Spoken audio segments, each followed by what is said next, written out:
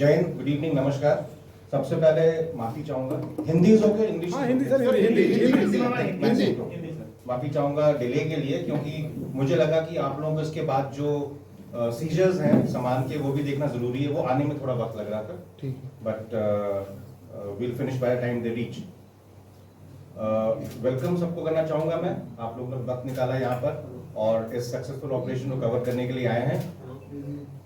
ये जो हमारा ऑपरेशन था इसको हमने नाम दिया था ऑपरेशन आसन, क्योंकि जिस इलाके में ये कंडक्ट हुआ था ये कल सवेरे करीब 7:20 पे शुरू हुआ था और ये पिछले बीते हुए कुछ दिनों का एक बहुत ही सक्सेसफुल ऑपरेशन है, बहुत ही क्लीन ऑपरेशन है, जिसमें हमने 3 खूंखार आतंकवादियों को मारा है, न्यूट्रलाइज किया है और हमारा कोई नुकसान नहीं हुआ, कोई कैजुअलिटी नहीं हुई और ये ऑपरेशन एक रिकॉर्ड समय में पूरा हुआ है। इसके लिए मैं सभी सिक्योरिटी फोर्सेस और जेकेपी और हमारी जितनी एजेंसीज हैं सबका शुक्रिया अदा करना चाहूंगा, क्योंकि एक बहुत ही अच्छा नमूना था कोऑर्डिनेशन का ऑपरेशन जिस तरह से किया जाता है।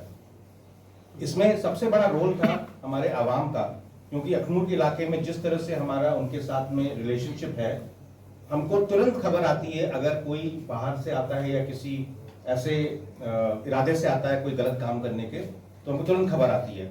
और ये जब डिटेक्ट हुए थे लोग उस इलाके में तो गांव की तरफ से हमको तुरंत खबर आ गई थी, इसीलिए जो रिएक्शन था वो बहुत जल्दी हुआ। इस दौरान उन्होंने कोशिश करी, वो जिस पर्पस के लिए आए थे वो पर्पस नहीं हो पाया उनका, लेकिन कोशिश करी कि वो हमारे कॉन्वॉय पे कुछ फायर करेंगे, लेकिन हमारे ड्राइवर्स और क्यूआरटी के सूझबूझ से कोई नुकसान नहीं हुआ और तुरंत क्यूआरटी ने तैनात होकर इनको अपने उसी इलाके में पिन डाउन कर दिया और वहां से हिल नहीं पाए। टेररिस्ट जिस तरह से आर्म थे उससे हमको यकीन है कि ये आए थे कोई बड़ा काम करने और पिछले कुछ दिनों से ये लगातार खबर आ रही थी और इन्होंने कई जगह ट्वीट भी किया था टेररिस्ट ऑर्गेनाइजेशंस ने कि वो कुछ बड़ा करके दिखाएंगे। इसलिए हमारे लोग तैयार थे, सारी एजेंसीज कोऑर्डिनेशन में काम करी थी, इंटेलिजेंसीज, इलेक्ट्रॉनिक इंटेलिजेंस सब काम कर रहे थे और उनको खबर लगातार आ रही थी। जब हमने ये ऑपरेशन लॉन्च किया तो हमने इनको एक इलाके में घेर लिया, लेकिन उसके बाद जो हमारे बहादुर सैनिक हैं, जिस तरह से जेकेपी का वहां पे साथ था हमारा, और बाकी हमने टेक्नोलॉजी का काफी इस्तेमाल किया इसमें, जिसमें हमको लगातार सर्विलेंस मिल रहा था अलग अलग एरियल ऑब्जेक्ट्स का। हमने अनमैन्ड व्हीकल्स यूज करे, हमने इसमें थोड़ा आर्टिफिशियल इंटेलिजेंस का इस्तेमाल किया और ये सब मिलाकर हमको एक बहुत ही जल्दी और बहुत ही सक्सेसफुल हमको नतीजा इसका मिला है। मुझे उम्मीद है कि इस तरह के ऑपरेशंस होंगे तो जो टेररिस्ट के मंसूबे वो नाकाम होंगे और उनका मनोबल कम होगा और आगे ऐसी कोशिश नहीं करेंगे।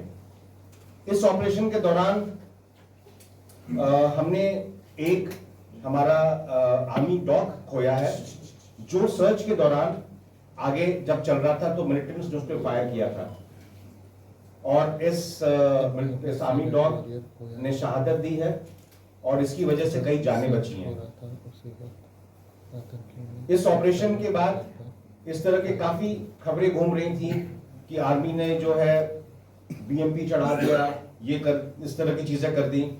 मैं आप सबको यकीन दिलाना चाहूंगा कि वो इलाका ऐसा था जहां पर काफी ग्रेडियंट था 30 डिग्रीज का और बहुत सारा वहां पे डेंस फॉलेज था। तो जब हमने वहां पर मिलिटेंट्स लोकेट करे, हमने एंगेज किया तो वहां जाना पॉसिबल नहीं था बिना खतरे के, तो हमने ये हार्डेंड व्हीकल्स को इस्तेमाल किया है वहां पहुंचने के लिए और हम पूरी इज्जत देते हैं किसी के भी पार्थिव शरीर को और उसके साथ ऐसा कुछ नहीं होगा जो एक सोल्जर को करना चाहिए।